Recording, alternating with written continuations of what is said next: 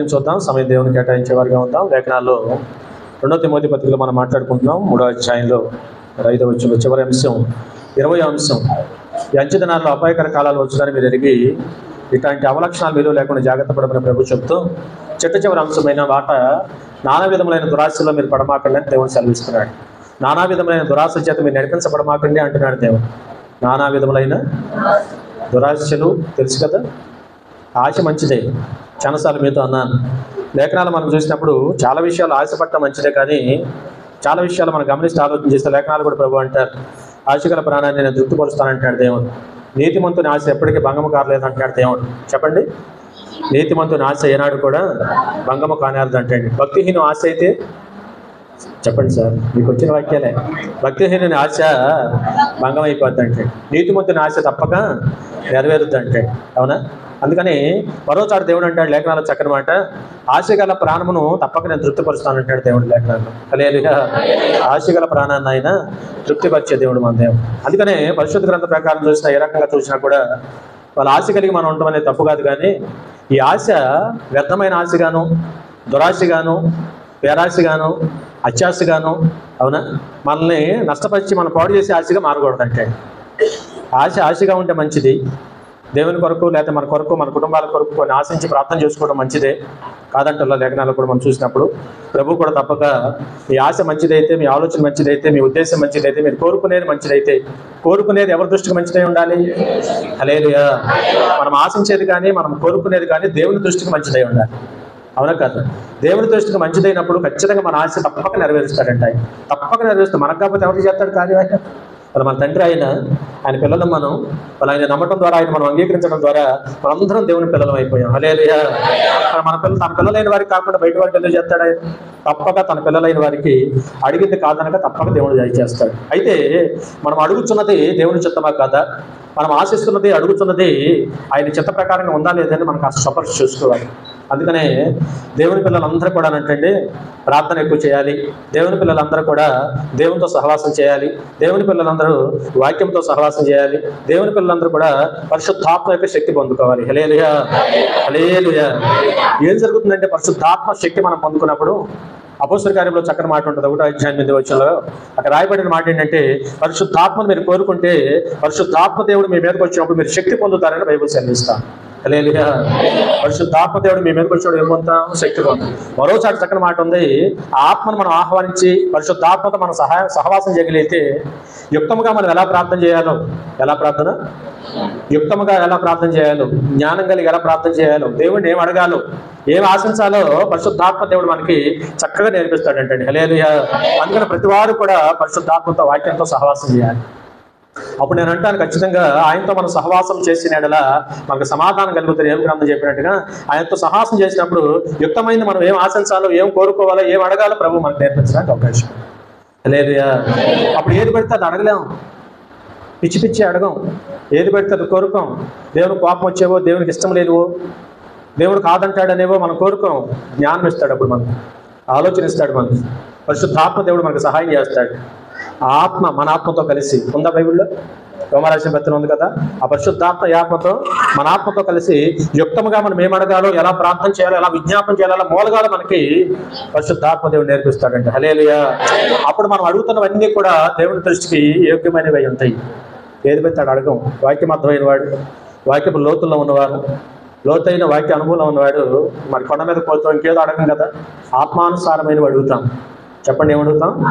ఆత్మానుసారమైన అడుగుతాం. శరీరానుసారమైన వాటి మీద పెద్దగా మనసు పోతే నాకు అది కావాలి, నాకు ఇది కావాలి, ఇంకేదో కావాలి, కనీసం అవసరాలు అడుగుతాం. లేకపోతే ఆత్మ సంబంధంగా నేను అయ్యా నీ సన్నిధులు ఎదగాలి. చాలా మంది కానుకల పేపర్ మీద రాసే మాట నాకు బాగా ఇష్టమైన మాట, మీరు రాసిన మాట, ఆత్మీయ జీవితంలో మేము బాగా ఎదుగులాగా మా కొరకు, మా కుటుంబం కొరకు, మా పిల్లల కొరకు ప్రార్థన చేయండి అని రాసే మాట ఆత్మీయంగా ఎదుగుదలకు చాలా మంచిది రోజు. హల్లెలూయా. అసలు అది నువ్వు అడుగుతున్నామంటేనే వాక్యపు లోతుల్లోనే ఉండవని అర్థం అన్నమాట. ఏ లోతుల్లో ఉన్నాం? వాక్యపు లోతుల్లో మనం ఉన్నాం. ఆత్మీయంగా నేను ఎదగాలి, ఆత్మీయంగా నా కుటుంబం బాగుండాలి, నా పిల్లలు ఆత్మీయంగా ఎదగాలి, ఆత్మీయ జీవితంలో మేము ఎదగాలనే మాట ప్రతి వారు కోరుకోవాలి ఈ రోజున. అలాంటివి కోరుకుంటాం దేవునికి. అలాంటివి కోరుకున్నప్పుడు ఖచ్చితంగా మనం అడుగుతుందో దేవుని దృష్టి యుక్తమైంది కనుక, దేవుని దృష్టి కొన్ని న్యాయమైంది కనుక తప్పక దేవుడు మనకు సహాయం చేయడానికి అవకాశం. హల్లెలూయా. సరే, అక్కడ మనం మాట్లాడుకున్నాం. ఇందా చెప్పాను కదా, నీతిమంతుని ఆశ తప్పక దేవుడు నెరవేరుస్తాడని చెప్పాను. భక్తిహీనుల ఆశ అంటే భక్తి లేకుండా నువ్వు ఆశ పెడితే కుదురుద్దా? భక్తిహీనుని ఆశ భంగమైపోతే నెరవేరుతుందని చెప్పాను. ఆశగల ప్రాణాన్ని దేవుడు తృప్తిపరుస్తాడని చెప్పాను. ఎప్పుడు మన ఆశలు దేవుని చిత్తమా కాదని మనం పరిశీలన చేసుకోవాలి. నేను అడుగుతున్నది మాకు అనండి, నేను అడుగుతున్నది దురాశ లేకపోతే నిజంగా మంచి ఉద్దేశమేనని మనం గమనించగలిగితే అది మనకే అర్థమైపోతా ఉంటుంది. మనలో కూడా దేవుని ఆత్మ ఉంది కదా, ఉందా లేదా? హల్లెలూయా. నరుని ఆత్మ యెహోవా పెట్టిన దీపం కదా, మనలో ఆయన దీపం పెట్టాడు కదా. కాబట్టి ఈ రోజున ఇవన్నీ కూడా కొంచెం మనం జాగ్రత్తగా సపోర్ట్ చేసుకోగలిగితే మరి చక్కగా బ్రహ్మాండంగా మన ఆత్మ జీవితాన్ని కొనసాగించడానికి అవకాశం ఉంది. సరే, లేఖనం సెలవిచ్చినట్టుగా నానా విధములైన దురాశలో పడిపోతారండి కడవరి దినాల్లో చాలా ఎక్కువ మంది. ఏ దురాశలు? నానా విధములైన దురాశలు. మీకు తెలుసు, వాక్యంలో కానీ పెద్దలు అంటూ ఉంటారు లోకంలో, దురాశ ఒక బ్రహ్మాండంగా చెప్పారు. దురాశ దుఃఖమునకు చేయడానికి పెద్దలు ఊరినే చెప్పాలి, అవునా కదా? నిజంగా ఆ విధంగా సంతోషమే సగం బలం అని కూడా చెప్పారు. లేఖనాల ప్రభు అంటాడు, కలిగిన దాంతో నువ్వు తృప్తి పడగలిగితే సంతోషం నీ సొంతం అవుతుంది అంటాడు దేవుడు. హల్లెలూయా, హల్లెలూయా. కలిగిన దాంతో తృప్తి పట్ట మనం నేర్చుకోగలిగితే నా దేవుడు నాకు ఇచ్చింది చాలండి, అది వాక్యం వినేవాడికి అర్థం. నా ప్రభు నాకు ఇచ్చేది చాలు, నాకేం ఇవ్వాలో నా దేవునికి తెలుసు. నాకేం కావాలో నాకు తెలవటం కాదు, నాకేం కావాలో నా ప్రభువుకు బాగా తెలుసు. హల్లెలూయా. నాకు తెలిసిన దానికన్నా నాకేం కావాలో నా ప్రభువు బాగా తెలుసు అని పూర్తిగా బాధ్యత ఆయన మీద పెట్టామనుకోండి, బ్రహ్మాండంగా ఉంటుంది. అందుకని కలిగిన దాన్ని తృప్తి పట్ట మనం నేర్చుకోగలిగితే చక్కని ఆశీర్వాదం పొందుకోవడానికి అవకాశం కనపడతాం. అందుకని లేఖనాలు గమనిస్తే దురాశ ఎప్పుడు కూడా మన జీవితాలకు రాని మాకండి. దురాశ కానీ, అత్యాశ కానీ, పేరాశ కానీ, ఇవన్నీ అప్పచెల్లి లాంటివి అంటే దురాశ, అత్యాశ, పేరాశ మొత్తం నాకే కావాలని ఆలోచన, మొత్తం నీకెందుకు? కాబట్టి సహోదరుడా, వాళ్ళ వాక్యం మన జీవితాలు ఇటు మీద మనసు పెట్టి జాగ్రత్త కలిగి ఉండకపోతే, జాగ్రత్త కలిగి ఉంటే మేలు పొందడానికి అవకాశం ఉంది. అందుకే లేఖనం సెలవిచ్చినట్టుగా పెద్దలు చెప్పినట్టుగా దురాశ ఎప్పుడు కూడా దుఃఖానికే చేయటంటే, దురాశ ఎప్పుడు ఎక్కడ తీసుకెళ్ళింది? ఒక 5గురిని చెప్తా మీకు ఇవాళ వాక్యంలో. 5గురిని పరిచయం చేస్తాను, మీకు తెలిసిన విషయాలే గుర్తు చేస్తాను. దురాశ వారిలోకి రావడం ద్వారా, దురాశ వారికి చోటు ఇవ్వడం ద్వారా వారి జీవితంలో ఏ విధంగా వారి జీవితాల్లో నష్టపోయారో, దెబ్బతిన్నారో, ఏ మేలు పొందుకోకుండా ఏ విధంగా మిగిలిపోయారో లేఖనాలు కొంతమందిని ఆధారం చేసుకుని మనం మాట్లాడే ప్రయత్నం చేద్దాం. అందుకనే మరి మొదటి అంశం మీరు గమనించాలి, ఆలోచన చేయాలి. యాకోబు రాసిన పత్రిక 1వ అధ్యాయం, మనకు తెలిసిన మాట 15వ వచనం చూడమ్మా. దురాశ గర్భము ధరించి పాపమును కనగా పాపము పరిపక్వమై మరణమును కనును. నా ప్రియ సహోదరులారా, చాలు. హల్లెలూయా, హల్లెలూయా. గమనించండి, యాకోబు రాసిన పత్రికలో యాకోబు గారు అన్నాడు చక్కని మాట. దురాశ గర్భము ధరించి, దురాశ ఏం ధరిస్తుంది? ఊరుకోదండి అది. దురాశ మనిషిలో బయలుదేరితే, గర్భము అంటే అర్థం తెలుసు కదా మనకి. ఒక్కసారి కనుక ఆ కణము లోన పడిందంటే గర్భం ఆగుద్దా? లోకంలో మీకు తెలిసిన విషయాలు చెప్తున్నాను. అందుకనే అమ్మ కక్కొచ్చిన కళ్యాణం వచ్చిన ఆగదనేది చెప్తా ఉంటారు కదా. అందుకని సహోదర ఈనాడు వాక్యం వెంట మన జీవితాల్లో అది ఎలా ఆగదో, ఇవాళ దురాశ అనేది మనిషిలో బయలుదేరితే అది మెల్లగా లోన పెరుగుతూ ఉంటుందండి. పెరుగుద్దా తగ్గుద్దా? అందుకనే దానికి అస్సలు చోటు ఇవ్వకూడదు మన జీవితాలు. హల్లెలూయా. కాబట్టి ఆ విధంగా జాగ్రత్త కలిగి ఆలోచన కలిగి లేఖనం సర్వీస్ దురాశ గర్భం ధరించి పాపమును కనుక పాపం పరిపక్వమైన పొద్దున మనిషి మరణాన్ని దాకా లాక్కెళ్ళిపోతాడు. 5వ వచనంలో అంటాడు చక్కని మాట, ఎవడైనా శోధించబడుతుంటాడు, దేవుని చేత శోధించబడుతున్నాను అనకూడదంట. ప్రతివాడును తన స్వకీయమైన దురాశ చేత, స్వకీయమైన దురాశ చేత ఏడవబడి మరులు కొల్పబడిన వాడే శోధించబడుతున్నాడని వాక్యం సెలవిస్తుంది. హల్లెలూయా. ఇప్పుడు మీరు చెప్పాలి, దురాశ మనిషిని ఎక్కడ తీసుకెళ్ళిపోతుంది? శోధనలోకి తీసుకెళ్తుంది. అక్కడ కూడా మానవుడు అర్థం చేసుకోకపోతే మరణానికి లాక్కెళ్ళిపోతుంది. అందుకని ఎవడైనా శోధించబడుతున్నాడంటే దానికి కారణం ఎవరు? దురాశ. స్వకీయమైన దురాశ అని చెప్పాలి. ఏ దురాశ? సొంత దురాలోచన, దురాశ. నా దురాశే నేను శోధించబడటానికి కారణం.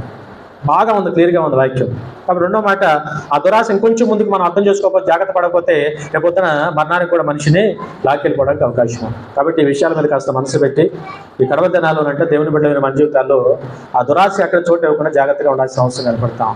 ప్రసంగ గ్రంథం తీయండి ఒక మాట. 1వ అధ్యాయం 14వ వచనంలో ఆయన అంటారు, సొలొమోన్ గారు, సూర్యుని కింద సమస్తమును కూడా చదువు జరుగుతున్న క్రియలన్నిటినీ కూడా నేను చూచితిని, అవన్నీ కూడా వ్యర్థమైనవి. హల్లెలూయా. సూర్యుని కింద మనిషి ఈ రోజున ఆశిస్తున్నవన్నీ వ్యర్థమైనది. అందుకని దేవుని బట్టి కొంచెం వాక్యపు లోతులోకి వచ్చి ఏం ఆశించాలో, ఏం కోరుకోవాలో మనకు బాగా అవగాహన కావాలి. ఆశించాల్సినవి, కోరుకోవలసినవి అవగాహన కావాలి. మనం ఏం కోరుకోవాలో మనకు ఒక అవగాహన కావాలి. మనం కోరుకునేవి ఇహలోకంలోనే కాదు, రేపొద్దున పరలోకంలో కూడా మన ఆత్మను రక్షించేవై ఉండాలంటే హల్లెలూయా. అట్లాంటివి మన దేవుని దగ్గర కోరుకోవాల్సిన అవసరం ఉంది. సరే, ప్రసంగ గ్రంథంలో మీకు తెలుసు సొలొమోను మనం లేఖనాలు మనం గమనిస్తే దేవుని చేత మరి ప్రేరేపించబడి ప్రార్థనాపరుడుగా ఉండి చక్కగా ప్రార్థన చేసి మరి జ్ఞానం కావాలి, తెలివి కావాలని ఆలోచన చేసి ప్రార్థన చేస్తే మరి దేవుడు ఇంకా బోనస్గా సంపద, ఐశ్వర్యము, ఘనత కూడా ఇచ్చాడని బైబిల్ చదివిస్తాం. కొంతకాలం బాగానే సాగిపోయిన తన జీవితంలో వ్యర్థమైన ఆశలోకి వెళ్ళిపోయాడు. ఆయన 2వ అధ్యాయం మొదట చదివితే ఒక మాట, కానీ ప్రసంగి 2 మొదటి వచనం, కానీ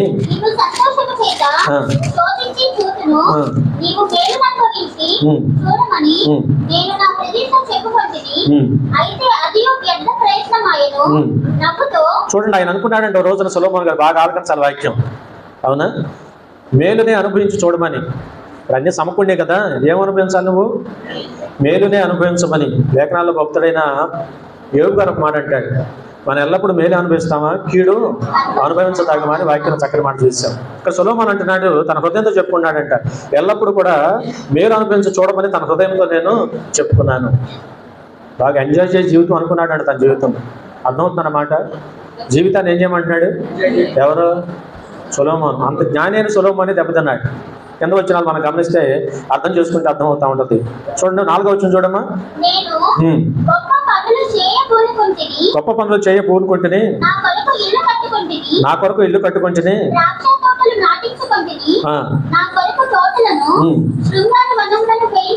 అయిన ఒక మాట అంటాడమ్మా 2వ వచనంలో. 3వ వచనం, నా దేహమును ద్రాక్షారసము చేతను సంతోషపరుచుకుందునని మతిహీనత యొక్క సంగతి అంతయు కూడా గ్రహింతునని నా మనస్సులో నేను. బాగా ఆలకించాలి. వ్యర్థమైన ఆశలు, దురాశలోకి వెళ్ళిపోయాడు ఎవరు? సొలొమోను గారు. శుభ్రంగా చక్కగా ఆత్మీయ జీవితం సాగిపోతుంటే అలా సాగిపోవచ్చు కదా. చూడండి, ఒకసారి ఏదో అంటారు చూడు, తొలుసు పురుగు, ఏదో పురుగు ఉంటుంది మైండ్లో, తొలుగుతూ ఉంటుంది, అది పాడు చేస్తుంది అంటే. అందుకని సహోదరుడా వాళ్ళు గమనిస్తే సొలొమోను అంతటి వాడికి తప్పలా. ఏ పురుగు అంటే అది చెతల పురుగులా పట్టింది ఏదో మొత్తాన్ని. మనసులో శుభ్రంగా ఆత్మీయ జీవితం సాగిపోతున్న తన హృదయంతో చెప్పుకున్నాడు, కొన్నాళ్ళు నువ్వు మేలే అనిపిస్తూ ఉండు, జీవితాన్ని ఎంజాయ్ చేయమని చెప్పుకున్నాడంట. ద్రాక్షారసం తాగితే ఎలా ఉంటుంది చూద్దాం. ద్రాక్షారసము తాగుడు లేనివాడు తాగుడు కావాలని కోరుకుని వాడిపోయాడు. ఏంటో బాగా మొత్తగా ఉంటుందంట, చూద్దావా? అది సొలొమోను చేసిన తప్పు అది. మొత్తగా ఉంటుందంట, మా విధంగా మతి తప్పి చక్కగా ప్రవర్తించవచ్చంట అనే ఆలోచనతో లేని అలవాట్లోకి పోయాడు. వ్యర్థమైన ఆశలు, వ్యర్థమైన దురాశలోకి పోయాడు ఎవరు? సొలొమోను. అక్కడి నుంచి ప్రార్థన తగ్గిపోయింది. అందుకనే అటువంటి వాటికి చోటు ఇవ్వకూడదు మన జీవితాల్లో. హల్లెలూయా. ఎప్పుడైతే వాడికి చోటు ఇచ్చామో అవి ఎట్లా ఉంటాయంటే వ్యసనాలు అన్నాడు దేవుడు. వాటిని ఏమన్నాడు? వ్యసనాలు అన్నాడు. ఒకసారి ఒక దాంతో ఆగదే కాదు, మనిషిని అలా ఏడ్చుకెళ్ళిపోతా ఉంటుంది. అందుకనే మనం ఏ వ్యసనం ఉండాలి? మనం మంచి వ్యసనం. భక్తి చేయటం అనేది కూడా మనకు ఒక వ్యసనం ఈ రోజున. హల్లెలూయా. కానీ ఇది మంచి వ్యసనం అని నేను అంటారు. మీరేమంటారు? దేవుని పని చేయడం చాలా మంచిది ఇది రోజు. అందుకనే మన మైండ్ డైవర్ట్ చేయాలి. మన మైండ్ ఎప్పుడు దేవుని వైపే చూడాలి. అందుకనే వాక్యం సెలవిస్తూ ఉంది, భూదిగంత నివాసులారా నా వైపు చూచి మీరు రక్షణ పొందమని ప్రభు సెలవిస్తూ ఉంటాడు. అందుకనే దేవుడు పిలిచిన పిలుపుని అర్థం చేసుకొని మనందరూ కూడా దేవుని తట్టు చోట నేర్చుకోవాలి తప్ప ఏ మాత్రం ఒకసారి కాస్త లోకానికి చూసామంటే లోకం ఈడ్చుకెళ్ళిపోతాడు మనుషుని. హల్లెలూయా. సొలొమోను అంతటి వాడిని తప్పల. అక్కడి నుంచి తాగుడు అలవాటైంది, అక్కడి నుంచి పిచ్చి పిచ్చి పనులు అలవాటైంది, అక్కడి నుంచి లోక సహవాసం సొలొమోనుకు అలవాటైంది. అక్కడి నుంచి మనం లేఖనాలు చూసాం, తన కొరకు అన్ని పనులు చేయడం మొదలుపెట్టాడు. తన కొరకు. అందుకని నాకు వాక్యంలో మీరు ఖాళీ ఉన్నప్పుడు చదువుకోండి. నేను నేను నేను నా కొరకు నా కొరకు నా కొరకు నా కొరకు నా కొరకు అంటాడు ఆయన. 2వ అధ్యాయం 4 నుంచి 10 వచ్చే వరకు అక్కడ ఉంటాయి అన్నమాట. గతంలో ఒకసారి చదివించాను మీ చేత. నా కొరకు ఇల్లు, నా కొరకు ఉద్యానవనాలు, నా కొరకు నా కొరకు నా కొరకు అని ఆ విధంగా పరుగులు పెట్టి చివరి దాకా అటే వెళ్ళిపోయాడు సొలొమోను. గమనించాలి, ఆలోచన చేయాలి. వ్యర్థమైన ఆశలోకి వెళ్ళిపోయాడు. గమనించాలి వాక్యం. ఏ ఆశలోకి వెళ్ళాడు? కిందకు వచ్చిన 11వ వచనం చూద్దాం, ముగిద్దాం అక్కడ. అప్పుడు నేను చేసిన పనులన్నీ కూడా వాటన్నిటి కొరకు నేను పడిన ప్రయాసం అంతా కూడా నిదానించి వివేచించి అవన్నీ కూడా వ్యర్థమైనవి గాను ఒకడు గాలికి ప్రయాసపడినట్టుగా అగపడెను. సూర్యుని కింద లాభకరమైనది ఏది లేనట్టు. హల్లెలూయా, హల్లెలూయా. అందుకని నేను ఎప్పుడో మాట అంటాను, దేవుని పని ఎప్పుడు చేసినా మనకు లాభం అండి. దైవభక్తి గొప్ప లాభ సాధకమని బైబిల్ సెలవిస్తాం. దేవుని పని ఆశ కలిగి నువ్వు ఎంత పాటలు పాడతావో, ప్రార్థన చేస్తావు, వాక్యం చదువుతావు, దేవుని దగ్గరికి వస్తావో వెళ్తావో, లేదా లోకంలో దేవుని స్వార్థ ప్రకటిస్తావో, యేసు ప్రభు దేవుడైనా 10 మంది జీవితావో, అది నేస్తాం. ఈ పనిలో ఎప్పుడు సంతృప్తి ఉంది మన జీవితాల్లో, తృప్తి ఉంది, ఆశీర్వాదం ఉంది. లేఖనాల్లో చక్కటి మాట మీకు తెలుసు కదా, నీ భక్తి నీళ్ళు ఏం పుట్టించుదంట? హల్లెలూయా. భక్తి ధైర్యం పుట్టించు. ఒకనాటికి పనులన్నీ మనం దేవుని పని చేసుకుంటూ పోతే, మన పని నేను చేశాను దేవుని కొరకు, నేను దేవుని కొరకు అలా ఉన్నాను, ఇలా ఉన్నాను, పాడాను, ప్రార్థించాను, ఉపవాసం ఉన్నాను, జాగారాలు చేశాను, 10 మందికి దేవుని స్వార్థ ప్రకటించానని చివరికి మనకి ఏమనిపించుద్దంటే, ఒక కాలం వచ్చిన తర్వాత నేను నెక్కచ్చిగా నా వంతు నేను దేవుని కోసం ప్రయాసపడ్డాను. హల్లెలూయా, హల్లెలూయా. నేను చేసిన పని వ్యర్థమని మనం అనిపించదు. ఆ రోజున మన అంతరాత్మ నేను పొగుడుద్ది. మన ఆత్మ ఎవరిది? దేవుడు ఇచ్చింది. మనం చేసిన ఈ పనులు ఏదైతే ఉన్నాయో, దేవుని కొరకు మనం చేసిన పనులు ఏదైతే ఉన్నాయో, ఆ అంతరాత్మ నేను పొగుడుద్ది అనమాట. ఒకరోజు అవసాన దశ అందరికి వచ్చుద్దా రాదా? అవసాన దశ మనిషి ఆలోచనలు పడతా ఉంటాడు. ఏం చేశాను, ఏం చేయలేకపోయాను. ముసలితనం వచ్చినాక ముచ్చట్లేగా ఇంకేముంటాయి? ముద్దతింటాం, ముచ్చట్లాడుకోవటం. ముద్దతింటాం, ముచ్చట్లు తప్ప ఏమంటాయి? ఆ ముచ్చట్లో అప్పుడు అనుకుంటా ఉంటాం, చేయగలిగాను, చేయలేకపోయాను. ఆ రోజు నేను అంటాను, ఖచ్చితంగా నమ్మకంగా మనం దేవుని సంధానం చక్కగా కష్టపడి ఇష్టపడి పనిచేస్తుంటే, ఆ రోజు మనందరం కూడా నిజంగా మన ఆత్మ ఏం చెప్పుద్ది? ఆ ముసలితనంలో ఖచ్చితంగా నేను దేవుని పని చేశాను. పౌలు గారి లాగా సాక్ష్యం చెబుతాం. ఏమని చెప్తాం? నేను క్రీస్తు కొరకు కష్టపడ్డాను, క్రీస్తు కొరకు కష్టపడ్డాను, నా పరుగు నేను కడముట్టించాను, నా విశ్వాసం నేను కాపాడుకున్నాను, నా జీవితకాలం అంతా నా శక్తి మేరకు నేను దేవుని పని చేశాను. ఆ చేసిన పని నీ అంతరాత్మనికి తృప్తి కలిగించుద్దంటే. హల్లెలూయా. సరే, అక్కడ పెడదాం. ఇప్పుడు పౌలు చూసినప్పుడు సొలొమోను ఏమనుకుంటున్నాడు? ఇప్పుడు నేను చేసిందంతా వ్యర్థం, ఏంటి ఇక్కడ పిచ్చి పనులు చేశాను? శుభ్రంగా దేవుడు నాకు జ్ఞానం ఇచ్చి, ఐశ్వర్యం ఇచ్చి, సంపద ఇచ్చి, మహాజ్ఞానాన్ని పేరు పొందిన నేను మతి లేని వాడిగా గతి లేని పనులు చేశానండి అనుకుంటున్నాడు. ఇప్పుడు నేను కదా ఆయన అంటున్నాడు, మతి లేని వాడినై గతి లేని పనులు, పిచ్చి పనులు చేశారేంటి అని. ఈ రోజున 2వ అధ్యాయం 11 వచ్చినప్పటికీ నేను చేసిన పనులన్నీ ఒకసారి ఆలోచించి వివేచించి నేను కాస్త ఓపికగా చూడగా అవన్నీ వ్యర్థమైనవిగా కనపడుతున్నాయి. హల్లెలూయా. ఖచ్చితంగా నేను అంటాను. అందుకని ఈనాడు కష్టపడి ఇష్టపడి దేవుని పని ఎందుకు చేయాలి తెలుసా? రేపు పొద్దున నీ అంతరాత్మ ఊరిని ముసల్తానం వచ్చినా ఊరుకోదది, సాగుగొట్టి వదిలిపెట్టుద్ది. బండి మీద బట్టలు సాగుకొట్టినట్టు బట్టలు ఉతుకుతారు కదా, ఉతుకుతారు లేదా? అట్లా రేపొద్దున మన అంతరాత్మ మన మనసాక్షి ఉతికి అట్లా పెడతా ఉంటుంది రేపొద్దున. హల్లెలూయా. అందుకని నేను ఎవరికో సమాధానం కాదు, మన అంతరాత్మ జాగ్రత్త సమాధానం చెప్పాలంటే సమయం అవకాశం ఉండగానే ఖచ్చితంగా లోక వ్యవస్థలు పక్కన పెట్టి ఇష్టం చేసుకుని దేవుని పని మనం జగలిగితే ఖచ్చితమైన ఆశీర్వాదం మనం పొందుకోవడానికి, మన అంతరాత్మ తృప్తి పొందడానికి అవకాశం ఉంది. హల్లెలూయా. నీ భక్తి అప్పుడు నీకేం పుట్టించుద్ది? ధైర్యం. ఇలా అనిపించదు. సొలొమోను లాగా బాధపడే పరిస్థితులు రాకుండా ఉంటే మన జీవితాలు దయచేసి మనం గమనించాలి, ఆలోచన చేయాలి. మీకు తెలిసిన మాట మార్కు సువార్త 8వ అధ్యాయం 36వ వచనం చూస్తే ఒక మాట. మార్కు సువార్త 8వ అధ్యాయం 36వ వచనం. సామెతలు 12:11. ఒక సర్వలోకాన్ని సంపాదించుకొని తన ప్రాణమును పోగొట్టుకుంటే ఏంటి ప్రయోజనం చెప్పండి? ఇప్పుడు సొలొమోను అన్నీ సంపాదించాడు. ఉండాలి మీరు అందరి దగ్గర. సొలొమోను అన్నీ సంపాదించాడు, కానీ ఏం వదిలిపెట్టాడు? ఆత్మీయతను వదిలిపెట్టాడు, ఆత్మీయ జీవితాన్ని వదిలిపెట్టాడు, ప్రార్థనా జీవితాన్ని వదిలిపెట్టాడు. అవునా? చివరికి ఆయన అంటున్నాడు, వయసు వచ్చిన తర్వాత, కాలం వచ్చిన తర్వాత నేను చేసిన పనులన్నీ కూడా వ్యర్థమైనవిగా నాకు కనపడుతున్నాయి. హల్లెలూయా, హల్లెలూయా. అందుకని ఈ రోజున ఒకడు సర్వలోకాన్ని సంపాదించుకొని తన ప్రాణాన్ని పోగొట్టుకుంటే వాడికి ఏంటి ప్రయోజనం అని వాక్యం సెలవిస్తాం. అందుకని వాళ్ళ మన జీవితాలు ఎవరిని సంపాదించుకోవాలి చెప్పండి? క్రీస్తును సంపాదించుకోవాలి. ఉన్న వాక్యంలో ఈ కాలం మరి ఆ సమయం కూడా ఎప్పుడే అంటే సమయం ఉండగానే, జీవం ఉండగానే, మనలో బలం ఉండగానే, మన యవ్వన కాలపు బలము దేవునికి ఇవ్వాలంటే. హల్లెలూయా. ఏ బలం కావాలి చెప్పండి? యవ్వన కాల బలము దేవునికి ఇవ్వాలి. యవ్వనస్తులారా మీరు బలవంతులు అంటాడు దేవుడు. అవునా? యవ్వన కాల బలము నాకు కావాలంటాడు దేవుడు. కాబట్టి ఈ రోజున సొలొమోను బాధపడ్డాడుగా మనం బాధపడకుండా ఉండాలి అంటే వ్యర్థమైన ఆశలు, దురాశలకు మనం వెళ్లకుండా జాగ్రత్త పడాల్సిన అవసరం కనపడతా ఉంది. చూడండి మరొక మాట, సామెతలు 12:11 చూస్తా ఒక మాట అమ్మా. వ్యర్థమైన వాటిని, తన భూమిని సేద్యపరుచుకునే వానికి ఆహారం సమృద్ధిగా కలుగును, వ్యర్థమైన వాటిని అనుసరించువాడు బుద్ధి లేని వాడు అంటాడు. హల్లెలూయా. చూడండి, అందుకని ఎవరికి వాడు ఎవరి పని వాడు చూసుకోవాలి. చేయాలి వద్దా? ప్రతి వాడికి అసలు సొంత పని ఉండాలి. మీరేమంటారు? ఉండాలి అందరు ఇక్కడే? వందనాలు. కొన్ని వందనాలు చెప్పండి ఒకసారి. హల్లెలూయా. అసలు చాలా దరిద్రాలకి, చాలా రకాల నష్టాలకి, చాలా రకాల మనిషి నాశనం అయిపోవడానికి కారణం ఏంటంటే ఎవడి పని ఆడికి లేక. మీరేమంటారు? ఎవడి పని ఆడుకుంటే ఇంకా వేరే పనులు ఏముంటాయి? అందుకనే చేతి రెండు ఏముండాలా? అది లెక్క. బాగా చెప్పారు. దైవ పను, లోక సంబంధమైన మన ఉద్యోగ వ్యాపారం ఏదో ఒకటి మన చేతి నిండా పని ఉండాలి. ఖాళీ కూర్చొని కానించి మనిషి నాశనం అన్నమాట. నన్ను వంటగాను ఉండట లేఖనాల్లో దేవుడు ఏనాడు చెప్పాడు. నరుడు ఒంటరిగా ఉండుట మంచిది కాదని దేవుడు ఏనాడు చెప్పాడు. అందుకని ఖచ్చితంగా పని ఉండాలి చైతన్యంగా. లేఖనాల ప్రభు అదే చెప్పి 6 దినాలు కష్టపడి 7 దినమున విశ్రాంతిని ప్రభు సెలవిచ్చాడు. సరే విషయాలు మనం చూసాం. అందుకని ఈ రోజున గమనిస్తే ఆలోచన చేస్తే ఈ భూమిని చేతుపరుచుకున్నవాడు ఎవరికి వాడు తన సొంత భూమిని చేతుపరుచుకున్నవాడు ఆహారమును సమృద్ధిగా సంపాదించుకుంటాడంటండి. హల్లెలూయా. అందుకని లేఖనాల్లో దేవుడు అంటాడు ఏ కష్టం చేసినా నీకు లాభమే వస్తుంది అన్నాడు. దేవుడు చేయాలా వద్దా? ఏదో కష్టం, ఉద్యోగం చేస్తావు, వ్యాపారం చేస్తావు, పని చేస్తావు. ఏ పని లేకపోతే పొద్దున్నే 4:30కి వెళ్ళి మార్కెట్కి వెళ్ళి చక్క తక్కువ మంచి ఆకుకూరలు తెచ్చుకొని ఊరంతా తిరిగి అమ్ముకుంటావు. 10ంటికల్లా నేస్తావు. నువ్వేమైనా చెయ్యి. సొంత పని ఏది చేసినా సిగ్గుపడాల్సిన పని లేదు. అలేదుగా మాకు ఇక్కడ 14-17 గేదెలు ఉండి ఇదే స్థానంలో పశువులు ఉండి దేవుని పనిలో అప్పటికే నాన్న దేవుని పనిలో ఉన్నారు. తర్వాత సంఘం ఏర్పడింది. ఈ పాత మందిరం, ఈ బోరంతా పాత మందిరం ఉండేది. ఆ ఎదురంతా మీరు కూర్చుందంతా పశువులు ఉండేవి. మరి పశువుల పని చేసుకుంటే దేవుని పని చేస్తూ ఉంటా. అప్పుడప్పుడు వాటి దగ్గర పని చేస్తున్నప్పుడు మన వాళ్ళు పాపం చూడలేక నేనమ్మ గారు కనికరమ్మ పాత సంఘం అయ్యో బాబు పని చేస్తున్నాడని గౌరవం రాకపోతే నాన్న కోపడేవాడు. మీరు వచ్చి ఇక్కడ కూర్చోండి, అది ఆయన పని ఆయన చేసుకుంటాడు. లేదుగా ఆయన పని ఆయన చేసుకుంటాడు. మీరు వచ్చి ఒకరోజు చేస్తే అయిపోతే రోజు వచ్చేయండి అనేవాడు. కుదురుద్దా?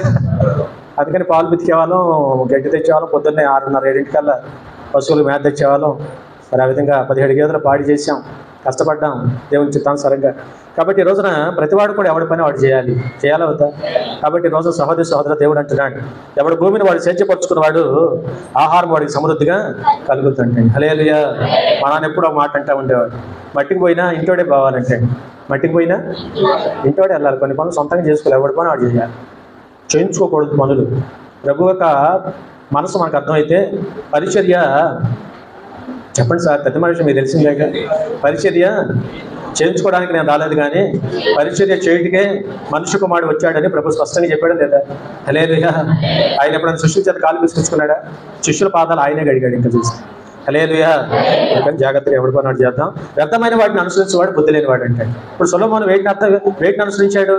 వ్యర్థమైన వాటిని అనుసరించి చివరికి బుద్ధి లేకుండా పోయి విశ్వాస పట్టికలో కూడా లేకుండా పోయాడు. చాలా బాధపడ్డాడు ఆయన. అందుకని ఈరోజు జాగ్రత్త కలిగి ఇది ఇప్పుడు మనకున్న సమయం చాలా కీలకమైందండి. మనలో ఉన్న జీవం కీలకమైంది. జీవం ఉండగానే, సమయం ఉండగానే, అవకాశం ఉండగానే, బలం ఉండగానే మనం ఎవరు పని చేయాలి? ఆశ కలిగి దేవుని పని చేయాలి. అంత ఆశ కలిగి దేవుని పని చేస్తే రేపు అవసాన దశలో నీ ఆత్మ అంత సంతోషపడుతుంది. హల్లెలూయా. నేను దేవుని కోసం ప్రయాసపడ్డాను. ప్రభు కొరకు మనం పడ్డ ప్రయాస ఎప్పటికీ వ్యర్థం కాదు కదా, మీకు తెలుసు కదా వాక్యం. కాబట్టి ఆ రీతికి జాగ్రత్త పడదాం. మరి ముందుకెళ్ళే వారిగా ఉందాం.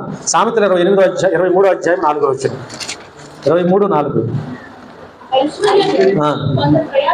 ఐశ్వర్యము పొంద ప్రయాసపడ మాకు అటు అభిప్రాయం నీకు కలిగినను దాన్ని ఏం చేయాలంటే విడిచిపెట్టాలి. అందుకనే దురాశలోకి పోయి ఏదో సంపాదించాలి. ఎంత సంపాదించాలి, ఏం సంపాదించాలి, ఎంతకాలం సంపాదన కోసం మనం రూపులు పెడతా ఉంటాం. సొలొమోను అంతా దేవుడు ఇచ్చినా కూడా ఏమైనా తృప్తి ఉందా ఆయన జీవితంలో? దేవుడు ఇచ్చినా ఏమైనా దేవుని పని తినంగా చేయగలిగాడా? ఈనాడు వాక్యం మన జీవితాలు. అందుకని వాళ్ళ సొలొమోనే మరో సందర్భంలో అంటాడు, ఏమన్నాడు? ఎక్కువ కాదు తక్కువ కాదు అన్నాడు. ఎందుకని? ఎక్కువైతే నువ్వెవడు అంటానేమో, తక్కువైతే పేతనయ్యి దొంగిలిస్తానేమో, పేతనయ్యి ఆ పాటల మాట చేత పేతరికంతో దొంగిలిస్తానేమో. ఎక్కువ అవ్వద్దు, బ్రహ్మాండమైన మాట. క్రైస్తవుడు అందరూ అదే కోరుకోవాలని అడిగి. హల్లెలూయా. ఎక్కువైన ప్రమాదమే, తక్కువైన ప్రమాదం. ఎక్కువైతే నిజంగా కళ్ళు ఇక్కడికి ఉండాల్సి ఇటు వెళ్తాయి. ఇప్పుడు ఇటు వెళ్తే ముక్కు పగిలిపోద్ది అనమాట. ఊళ్ళు వేరేగా ఇంకా నడవటం కాదు, కళ్ళే కదా. జాగ్రత్త అడుగు వేస్తున్నామంటే ధైర్యంతో ఎవరు పెట్టేస్తున్నాం? చూపు బాగుంటేనే అడుగు బ్రహ్మాండం వేసేస్తాం. అక్కడ కాళ్ళు, చేతులు, కళ్ళు అన్నీ నడుస్తాం. అలా కాకపోతే కళ్ళు నెత్తికొచ్చిన తరం ఉందన్నాడు సామెతలు 31వ అధ్యాయం. ఒకవేళ ఊహిస్తే కళ్ళు నెత్తికొచ్చేస్తే చాలా ప్రమాదం కాదు. హల్లెలూయా. కాబట్టి సహోదరుడా, ఈనాడు వాక్యం అంటే మన అందరి జీవితాలు దయచేసి గమనించి అర్థం చేసుకొని ఎక్కువ కాదు తక్కువ కాదు, తగినంత వస్తే ఈరోజు ఆశీర్వాదం. నిజంగా ఆ మాట కోరుకోవాలి. నాకేం కావాలో ప్రభా నీకు తెలుసు అని అనండి. దేవుడు బ్రహ్మాండంగా నడిపిస్తాడు. అవసరంతో వచ్చినప్పుడు అవసరం ఎలా కూడా దేవుడు తీరుస్తాడు. హల్లెలూయా. వాక్యంలో ఉంది కదా, ఫిలిప్పీ రాసిన పత్రికలో క్రీస్తు యేసు యొక్క మహిమైశ్వర్యంలో మీ ప్రతి అవసరత ఆయన తప్పక తీరుస్తాడు. ఎన్నో తీర్చింది దేవుడు అవసరాలు. ఇంకా మనకెందుకు కుప్పలు తప్పలు అక్కడ పెట్టుకుని కూర్చోవాల్సిన పని లేదు. ఆ టైం వచ్చినప్పుడు ఆయనే తీర్చుకుంటాడు. కావాల్సిన ప్రతి అవసరత తీర్చే దేవుడు మనకున్నాడు. హల్లెలూయా. ఆ రీతికి జాగ్రత్త పడదాం. మరొక మాట చూడండి, ఇక్కడ వాక్యంలో చూస్తే యెహోషువ గ్రంథం 7వ అధ్యాయము 7వ అధ్యాయం 21వ వచనం చూడమ్మా.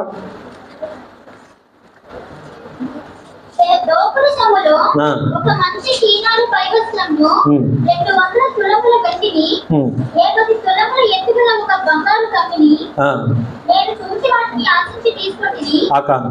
ఎవరు కనపడుతున్నారు మనకి ఇక్కడ? ఆకాన్ అనే వ్యక్తి కనపడుతున్నాడు. యుద్ధానికి వెళ్ళారు. దేవుడు స్పష్టంగా ఇజ్రాయెల్తో చెప్పారు, యుద్ధానికి మీరు వెళ్ళండి, కానీ అక్కడ ఏది కూడా ఏ దోపుడు సొమ్ము కూడా మీరు అంటుకోవద్దని చెప్పాడు. అది పాపిష్టి సొమ్ము. ఏ సొమ్ము? పాపిష్టి సొమ్ము, పనికి మాలింది. ఆ ఒక్క కూడా మీరు అంటుకోవద్దని ఇజ్రాయెల్ అందరికీ దేవుడు చక్కని మాట తెలియపరిచాడు.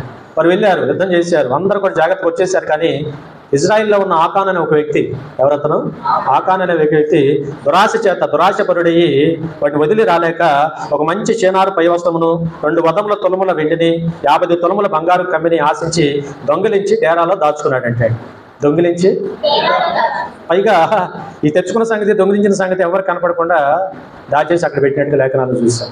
ఒక మనిషిలో దురాశ బయలుదేరితే, దేవుడు వద్దన్న తర్వాత కూడా దురాశ మనం బయలుదేరితే, దురాశ కొద్దిగా సంపద మనం ఆశిస్తే అది ఎంత మానవుడికి చేటు కలుగుతో ఆకాన్ని చూస్తే మనకు అర్థమైపోతాం. హల్లెలూయా. ఆ తర్వాత మనకు తెలుసు కదా, యెహోషువ వీరంతా కూడా ఎందుకు ఓడిపోతున్నామని ప్రార్థన చేస్తే దేవుడు మొత్తానికి మీలో ఒకడని దేవుడు చెప్పాడా లేదా? మీలో ఒకడు దురాశ చేత నేను వద్దన్న దోపుడు సొమ్ము తెచ్చి దాచుకున్నాడని దేవుడు చెప్పినప్పుడు వెంటనే ఎంక్వైరీ చేస్తే ఆకాన్ బయటకు వచ్చి చెప్పాడు, నేనే ఆ పని చేశాను. నేనే. ఎప్పుడైతే దేవుని ఆజ్ఞ మీరు వద్దన పని చేశాడో, ఆనాటి చట్ట ప్రకారం, ఆనాటి చట్టం అది ఇప్పుడు కాదు, ఆనాటి చట్ట ప్రకారంగా ఇజ్రాయేల్ అందరూ కూడా వారిని రాళ్లతో కొట్టి చంపారు. వేసిన రాళ్ళు కుప్పలో పెద్ద కుప్పలాగా అయిపోయిందంట ఆ రాళ్ళు, దాంట్లో చనిపోయాడని ఆకాన్ గురించి లేఖనాలు చూస్తాం. నాకు అందుకని వాక్యం ఉంది కదా, దురాశ గర్భం ధరించి పాపమును కనుక పాపము పరిపక్వమై. హల్లెలూయా. అట్లా ఆకాన్ జీవితం మీకు తెలిసిందే కాదండి. రాజుల గ్రంథంలో కూడా ఎలీషా అనుకున్నాడు, మీకు తెలిసిన విషయాలు. వీళ్ళంతా దురాశ పరులు. ఎవరిల్లు చెప్పండి? వీళ్ళంతా ఎవరు?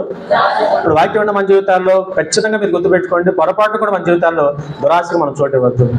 ఎప్పుడు కూడా రండి, దేవుడు మనకి ఇచ్చిన దాంట్లో మనం ఒక ముద్ద ఎవరికొకరు పెట్టే మనసు కావాలి. అంతా నేనే అనుభవించాలి, అంతా నాకే కావాలి, అన్యాయం చేత అక్రమం చేతైనా నేను తెచ్చి కూడబెట్టుకోవాలంటే వాళ్ళు మనం ఆయన బిడ్డలం అయిపోయాం. హల్లెలూయా. పొరపాటు కూడా కుదరదు అసలు. అది అసలు కూడా ఆయన 2వ రాజుల గ్రంథంలో గేహాజీ సంగతి కూడా మీకు తెలుసు కదా. నయమాను కుష్ఠరోగంతో వచ్చి జరిగిన సంభాషణ అంతా మీకు తెలుసు. మొత్తానికి ఆయన తిరిగి స్వస్థత పొందుకున్న తర్వాత మనుగురు వెండి బంగారము వస్త్రాలు, విలువ కలిగిన వస్త్రాలు తీసుకొచ్చాడు నయమాను. ఎవరి దగ్గరికి? ఎలీషా గారి దగ్గర తీసుకొచ్చాడు. ఆ విధంగా అన్ని కూడా ఇవ్వకపోతే ఆయన అన్నారు, ఏ జీవం గల దేవుని చేతులు అన్నా నాకు ఏది అవసరం లేదు, నీ దేశం వెళ్ళి నువ్వేం చెప్పాలంటే, ఏం చెప్పాలా? ఉచితంగా ఆ దేవుడు నాకు కార్యం చేశాడు. ఆ దైవ సేవకుడు ప్రార్థన చేస్తే ఉచితంగా నేను స్వస్థత పొందాన సంగతి మీ దేశంలో చెప్పుకోవచ్చాలన్నాడు ఎలీషా. హల్లెలూయా. ఆయన తిరిగి వెళ్ళిపోతున్నాడు నయమాను. ఈ లోపు గేహాజీలో దురాశ పుట్టింది. ఏం పుట్టింది? దురాశ పరుడు ఎంత ప్రమాదకరం మీరు గమనించాలి. ఇందాక ఆకాంలో పడిన దురాశ ప్రాణం పోయేలాగా చేసింది. వాళ్ళ గేహాజీలోకి వచ్చిన దురాశ, వెళ్ళాడు, ఆశించాడు, అబద్ధం చెప్పాడు, తెలుసు కదా. అబద్ధం చెప్పాడు, పైగా సేవకుడి మీద అబద్ధం చెప్పి మరి ఆ విధంగా నయమాను దగ్గర వస్త్రాలు, వెండి, బంగారము తెచ్చి ఇంట్లో దాచుకున్నాడు. సేవకుడి ముందు ఏం తెలియనట్టుగా వచ్చి నుంచున్నాడు, మీకు తెలుసు వాక్యం. హల్లెలూయా. చివరికి అడిగినా కూడా నిజం చెప్పక, దైవసేవకుడు అడిగినా కూడా నిజం చెప్పక అబద్ధం ఆడినప్పుడు వెంటనే దైవసేవకుడు అన్నాడు, నా ఆత్మ నీతో కూడా లేదా గేహాజీ? నా ఆత్మ నీతో కూడా లేదా? హల్లెలూయా. ఆ మాట వాళ్ళందరికీ గుర్తొచ్చింది మన జీవితాలు. కాబట్టి ఆ మాట చెప్పిన తర్వాత చూసాం కదా, ఇప్పుడే నయమాను వదిలిపోయిన కుష్ఠరోగం ఇక్కడే తిరుగు సంచరిస్తూ ఉంది. అది నీకును నీ కుటుంబానికి తరతరములు కూడా నీకు సంభవించుందని శాపము పొందాల్సిన పరిస్థితి వచ్చింది. దురాశ మనిషికి ఏం తెచ్చిపెట్టింది? ఇందాక దురాశ ఆకానికి ఏం తెచ్చిపెట్టింది? హల్లెలూయా. కొంతమంది చెప్తున్నారు, కొంతమంది చెప్పు అంటున్నారు, కొంతమంది వందన. హల్లెలూయా. వాక్యం విన్నారు కదా, విన్నప్పుడు వెనకాల అడిగిన మాట చెప్పాలి. దురాశ ఆకానికి ఏం తెచ్చిపెట్టింది? ఇప్పుడు కూడా చెప్పండి. దురాశ గేహాజీకి ఏం తెచ్చిపెట్టింది? శాపం తెచ్చిపెట్టింది. సరే, వదిలేసి వెళ్ళిపోదాం మనం తొందరగా. అలాగే మూడోది మనకు తెలుసు, మత్తయి సువార్తలో ఇస్కరియోతు యోధ, దురాశపరుడు. ఇస్కరియోతు యోధ. దురాశ ఎంత పని చేసిందో మీకు తెలవదు కాదు కదా. ఇది వాక్యాలు మనం వింటున్న తర్వాత ఎక్కడ దురాశ చోటు ఎప్పుడు ఏ మనసు ఉండాలి చెప్పనా? మన దేవుని పెట్టలేం సార్. దేవుని బిడ్డలమైన వారు దేవుని పరంగా, పేదల పరంగా ఏమి లేదు, ఆయన చూసుకుంటాడు. ఇస్తే అయిపోతే వాడు ఏమవుతుంది, మళ్ళీ నింపే దేవుడు ఉన్నాడు. హల్లెలూయా. హల్లెలూయా. మరొకటి నేను అంటాను, ఏదో మనం ఏం ఆశించవద్దు. ఆ టైం వచ్చినప్పుడు ఇందా చెప్పాను కదా, తప్పక మన అవసరాలు దేవుడు తీరుస్తాడు. మనకు కావాల్సినవన్నీ దేవుడు సమకూరుస్తాడు. చక్కగా ప్రార్థన చేసుకోండి, చక్కగా మీకున్న వృత్తితో వ్యాపారం ఏదో చక్క పెట్టుకుంటూ వెళ్ళిపోండి. ఆ పనినే దేవుడు దీవిస్తాడు. నేను అందుకని చాలాసార్లు ప్రార్థనలో చేతిని కాదు ఆయన దీవించే, చేతి పనినే దేవుడు దీవిస్తాడు. చేతి ఏదో ఒక పని కనపడాలా. నేను పలానా పని చేసుకుంటున్నానయ్యా, నా పనిని దీవించంటే దీవిస్తాడు. సోమర్లా కూర్చొని నేను దూడలాగా నిద్రపోతున్నాను 24 గంటలు, నన్ను దీవించంటే వందన హల్లెలూయా. వందనానికి వందనాలు చెప్తున్నారు దీనికి. అందుకని సహోదరుగా కష్టపడి ఇష్టపడి దేవునికి పని చేస్తాం. దేవుని పని చేయాలి, మన పని మనం చేసుకోవాలి. ప్రసంగం అందరూ అందుకే అంటాడు, నీ చేతికి వచ్చిన ఏ పని అయినా కూడా శక్తిలోంచి లేకుండా చేయమంటాడు. ఆయన చేయాలా వద్దా? ఏ పనైనా మనం చేసేవారికి ఉండాలి. తప్పక దేవుడు కూడా సహాయం చేస్తాడు. నాకు బాగా నచ్చిన మాట పరిశుద్ధ గ్రంథంలోనండి, దేవుని చేత పిలువబడిన వారందరూ కూడా వారి వారి పనులు చేసుకుంటామని దేవుడు పిలిచాడు. అబ్రహాము, నోవాహు, దావీదు గారు, అవునా కదా, ఎలీషా తన పొలంలో పని చేసుకుంటుంటే ఏలే వచ్చి మాట్లాడి ఎవరి పనిలో వారు ఉన్నవారు దేవుడు ఏం చేశాడు? హల్లెలూయా, తన పనికి పిలిచాడు. పేతురు గారు వల వేస్తుంటే ఆవల కాదు నా వల ఉంటారు అబ్బాయి అని చెప్పాడు. అట్లా కొన్ని అనుభవాలు ఉంటే మీకు తెలుసు. అట్లా ఇస్కరియోతు యోధ దురాశపరుడై ప్రభు యేసుక్రీస్తు వారి నమ్మకాన్ని పెట్టి 30 వెండి తెచ్చుకొని కొద్ది కాలము ఏమంటారు కొన్ని గంటలు గడిచే లోపునే నేను చేసిన పని ఏంటని మధ్యస్థిమితులాగా నీ పని చేశాడేంటని బాధపడి చింతపడి వ్యర్థం అనిపించాను చేసిన పని, దురాశ చేత నేను చేసిన పని వ్యర్థం అనిపించి ఏం చేయాలో తోచగా, అవునా, ఏం చేయాలో తోచగా ఆ ధనాన్ని దేవాలయంలో విసిరివేసి ఉరిపోసుకొని చనిపోయాడని బైబిల్ చదివిస్తాం. నాకు ఒక విచిత్రం ఇప్పుడు అర్థం కాదు. ఉరిపోసుకుంటే దేనికే వేసేది? కాళ్ళకేస్తే ఉరి చక్క ఉయ్యాలు ఆడుతుంది. ఎవరో ఒకరు వచ్చిందాక ఊరిని అడుగుతున్నానండి, కాళ్ళకి ఊరేస్తే ఏమవుతుంది? ఉయ్యాలు ఆడతావు, ఎవరో ఒకరు వచ్చిందాకా ఉండవా? అది కానీ ఉరిపోసుకున్న వాడు తలకిందులుగా పడి పొట్ట పగిలి పేగులు బయటకు వచ్చినాయంటే చాలా భయంకరమైన చావు. అది ఇమాజినేషన్కి అర్థం కాదు. ఇక్కడ ఉరేసుకుంటే తలకిందులు పడి పొట్ట పగిలి పేగులు బయటకు వచ్చి భయంకరమైన చావు చనిపోయాడు ఇస్కరియోతు యోధ అనే పదము చాలా గొప్పది బైబిల్లో, మీకు తెలుసు కదా. మన గోత్రం కూడా ఏ గోత్రం? హల్లెలూయా. లోకంలో మనం అంజనేయుని వారు అడుగుతూ ఉంటాం, ఇది ఏ గోత్రం అండి? గోత్రికులు ఎవరు? గోత్రికులు. కొంతమంది అదేదో గోత్రం ఏ గోత్రాలు చెప్తారు. వాళ్ళు మనందరి గోత్రం ఏంటంటే యోధా గోత్రం. అవునా? ఏ వంశం? ఇజ్రాయేల్ వంశం. ఇప్పుడు మనం ఎవరం? క్రైస్తవులు. హల్లెలూయా, హల్లెలూయా. క్రీస్తు చేత పిలువబడిన వారు, క్రీస్తు చేత ఆకర్షించబడిన వారు, క్రీస్తు బిడ్డలు, క్రైస్తవులు ఈరోజు మనం. అవునా కదా? కాబట్టి ఈ రోజున వాక్యమైన మన జీవితాల్లో యోధ అనేది పాత బంధువులు చక్కని మాట ఉంది. యోధ అనే మాటకు స్తుతి అని అర్థం అంటాడు. యోధ అనే మాటకు అర్థం ఏంటి? స్తుతి. కానీ యోధ ఆ పని చేసిన తర్వాత యోధ అనే పేరు పెట్టుకోవడానికి కూడా చాలా మంది భయపడ్డారు. వాళ్ళు అందుకనే ఎక్కడ మనకి యోధ అనే పేరు కనపడదు సంఘాల్లో. ఎక్కడ అంత చెడు పేరు తెచ్చుకొచ్చాడు యోధ. ఆ పేరుకే చెడ్డ పేరు తెచ్చాడు తన జీవితాన్ని బట్టి. అందుకని సహోదరుడా ఇవన్నీ మీరు గమనించాలి. అందుకని ఆకాను దురాశ చేత మరణము కొని తెచ్చుకుంటే, గేహాజీ దురాశ చేత కుష్ఠరోగము కొని తెచ్చుకుంటే, ఇవాళ ఇస్కరియోతు యోధ దురాశ చేత తన విలువైన ప్రాణాన్ని తానే బలిగా పోగొట్టుకోవాల్సిన పరిస్థితి ఎదురైనట్టుగా లేఖనాలు మనం చూస్తే మనకు అర్థమవుతా ఉంది, మనకు తెలిసిన విషయాలు. అట్లాగే పాత నిబంధనలో చాలామంది ఉన్నారు, సమయం తక్కువ ఉంది కనుక కొత్త నిబంధనలు కూడా మనకి లోకాసు వార్తలో ఒక ధనవంతుడు కనపడతాడు కదా. లోకాసు వార్తలో దీన్ని ఒకసారి ఆ మాట చూసొద్దాం. లోకాసు వార్త 12వ అధ్యాయం 15వ వచనం చూసొద్దాం. ముగించేస్తాను, మళ్ళీ వచ్చేవారు మాట్లాడదాం. చదువు. ఏ విధమైన లోభమునకు ఎడమియకడి జాగ్రత్త పడుడి. ఒకటి కలిమి విస్తరించుట వాడి జీవమునకు మూలము కాదనెను, మరియు వారితో ఈ ఉపమానం చెప్పెను. ధనవంతుని సమృద్ధిగా పండెను. అప్పుడు అతడు సమకూర్చుకొనుటకు స్థలము చాలదు కనుక నేనేమి చేతునని అదే ఇలా చేస్తాను. అందుకని ఈ ఉపమానాన్ని దయచేసి మీరు గమనించాలి. ప్రభు యేసుక్రీస్తు వారు చెప్తూ అంటాడు, ఒకడు ఏ విధమైన లోపానికి మీరు ఎడవమాకండి. బాగా ఆలోచించాలి, ముగించేస్తున్నాను. ఏ విధమైన లోపితనానికి అంటే అర్థం ఏమిటి? అంత నాకే కావాలి, నేనే తినాలి, నేనే వాడైపోయినా పర్లేదుగా నేనే తినాలి. దేవుని బిడ్డలైన వారు బాగా గమనించాలి. ఈ రోజున దేవుని బిడ్డలైన వారు ప్రతి వారం కూడా వాక్యం అర్థమైతే పెట్టే మనసు, పంచే మనసు, ఇచ్చే మనసు, ఎవరికో ఒకరికి హెల్ప్ చేసే మనసు మన జీవితాలు. నువ్వేం చేస్తావు? నేను చేస్తావు. మాట సహాయమో, చేసే సహాయమో, ఆహారమో, వస్త్రమో చేస్తావు. నీకు తోచింది సమయాన్ని బట్టి, సందర్భాన్ని బట్టి ఆ చేసే మనసు మనకున్నప్పుడు నిజంగా ఆశీర్వాదం. అందుకని ఆ ధనవంతుడు మనం చూసినప్పుడు లేఖనాల ప్రభు అంటాడు, ఒకటి కలిమి విస్తరించుట అది వాడి జీవానికి ఎప్పటికీ మూలము కాదంటాడు. హల్లెలూయా. ఒకటి కలిమి విస్తరించుట, కలిమి విస్తరించడం అంటే బాగా ధనం విస్తరించడం, అది వాడి జీవానికి.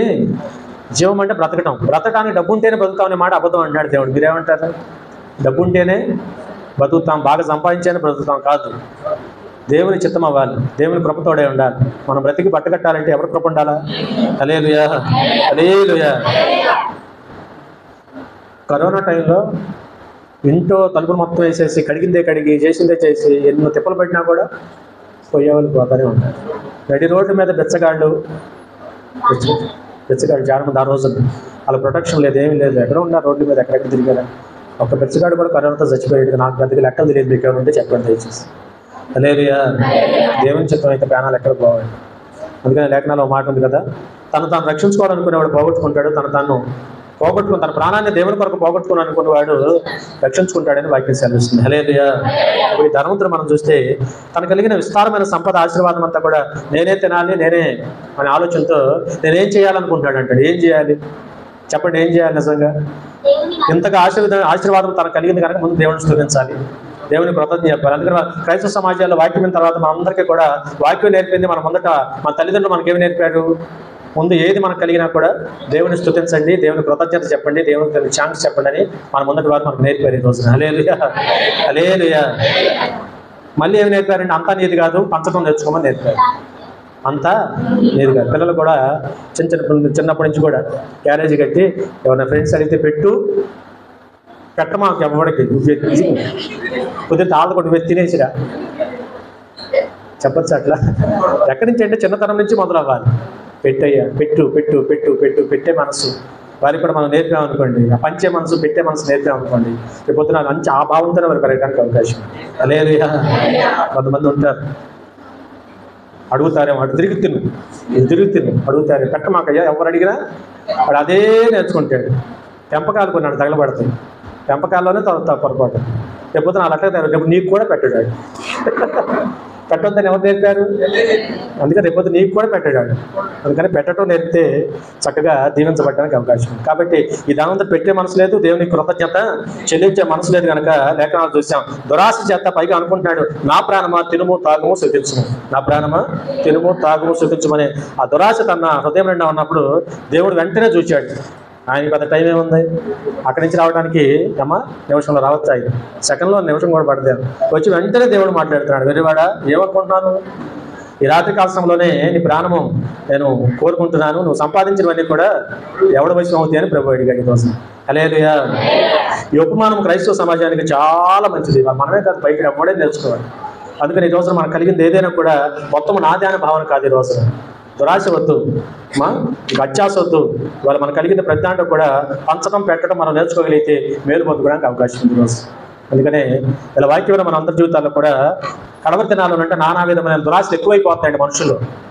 నానా విధములైన దురాశలు ఎక్కువైపోయి దురాశల చేత మనుషులు లాక్కెళ్ళిపోతారండి. అందుకనే మనమైతే ఎదురిద్దాం. ఏటికి ఎదురిదేదే దేవునికి కావాలి. ఏటికి ఎదురిదే వాళ్ళు దేవునికి కావాలి. లోకానికి ఎదురేదాలి మనం. ఖచ్చితంగా ఈ రోజున లోకంలాగా మనం ప్రవర్తించకుండా, దురాశలు మనలోకి రానియకుండా ఇవాళ ఆ విధమైన ఏర్పాట్లు ముందుకు సాగేవారిగా ఉందా. ఈ 4-5 యొక్క అనుభవాలు మేము ముందు పెట్టాను కదా. ఒక గేహాజీ కానీ, ఆకాను కానీ, ఇందా చెప్పినట్టు ఇస్కరియోతు యోధా కానీ, వాళ్ళ ధనవంతుడైన వాడు కానీ, వీళ్ళందరూ మన ముందు ఉన్నారు కనుక జాగ్రత్త కలిగి మరి మెలకు కలిగి మనం ప్రార్థన చేద్దాం. అటువంటి వాటికి చోట తప్పక దేవుని మహింపరిచే వారిగా ఉందాం. దేవుని పనులు కొనసాగుతాం. దేవునికి మెచ్చే భక్తి చేద్దాం. ఈ లోపల కట్టుకుపోయేది ఏమి లేదు. మంచి పేరు మనం సంపాదించాలి. మనకు కలిగిన దాంట్లో ముందు కాస్త పేద సాధనకి పెట్టే మనసు మనం ఉన్నప్పుడు అదన్నీ దేవుని లెక్కలకు చేర్చబడతాయి. సమయం వచ్చినప్పుడు మన ప్రతి అవసరత ఆయన ప్రార్థన చేసుకుందాం. దయచేసి తలవంచి ప్రార్థన చేసుకుందాం.